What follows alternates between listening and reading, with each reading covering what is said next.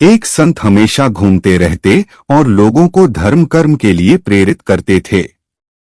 घूमते घूमते वे एक ऐसे राज्य में पहुंच गए जहां के राजा बहुत दानी और धर्म कर्म करने वाले थे, लेकिन उन्हें अपनी शक्ति पर और धन पर बहुत घमंड था। संत उस राजा के राज्य में ठहर गए। कुछ ही दिनों में राज्य के काफी लोग संत के पास पहुंचने लगे थे।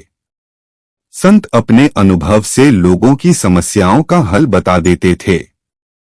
उनके उपदेश सुनने के लिए लोगों की भीड़ लगने लगी थी। जब ये बात राजा को मालूम हुई तो उसने संत को अपने महल में भोजन के आमंत्रित किया। संत राजा के महल में पहुंच गए। राजा ने संत का बहुत अच्छी तरह सत्कार किया, खुद भोजन परोसा।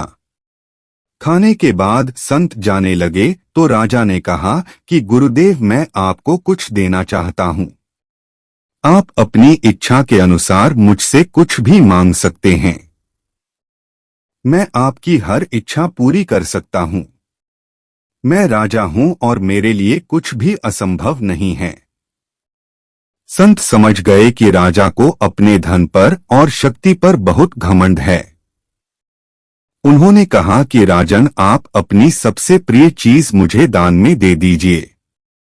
राजा को समझ नहीं आया कि वह संत को क्या चीज दान में दे।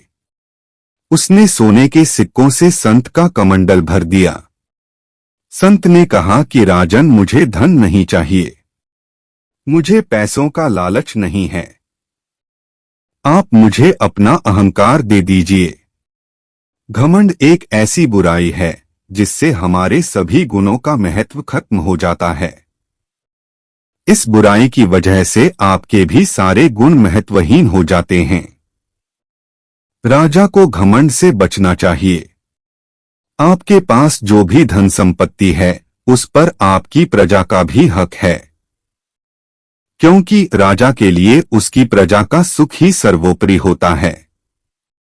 अपनी प्रजा की सेवा निस्वार्थ भाव से करें, तभी राजा का धर्म पूरा होगा।